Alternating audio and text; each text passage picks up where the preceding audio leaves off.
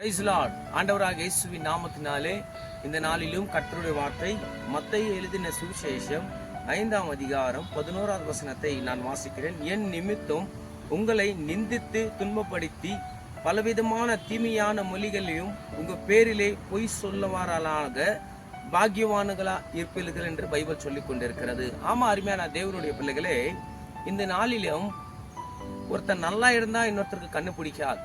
ஒரு குடும்பம் நல்லா இருந்தா இன்னொரு குடும்பத்துக்கு நல்லா பிடிக்காது. ஆனா பைபிள் சொல்லிக் கொண்டு இருக்கிறது, அவர் நிமித்தம் நீங்கள் துன்பப்படுத்திக் கொண்டு இருக்கிறீங்களா, உங்களை கேவலப்படுத்திக் கொண்டு இருக்கிறீங்களா, நீங்கள் சந்தோஷப்படுங்க. ஏன்னா நீங்கள் பாக்கியவான்கள், பாக்கியவதிகள். இந்த உலகத்திலேயே அவ்வளவுதாங்க. யாரு ஒருத்தன் மேல வந்தா இன்னொருத்தன் மெரிக்கதான் பார்ப்பான். ஒருத்தன் நல்லா இருந்தா அவனை கிடக்கதான் பார்ப்பான்.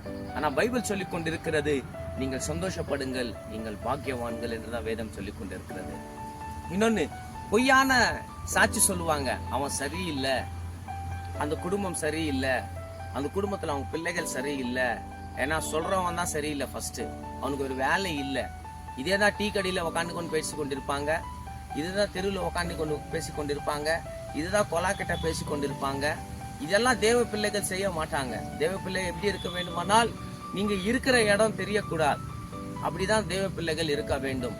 உங்க குறிச்சி, உங்க குடும்பத்தை குறிச்சி, உங்க பிள்ளைகளை குறிச்சி பொய் சொல்வாரானா நீங்கள் பாக்கியவான்கள், பாக்கியவதிகள். கர்த்தர் உங்களை ஆசீர்வதிப்பாராக. ஆமேன், ஆமேன், ஆமேன்.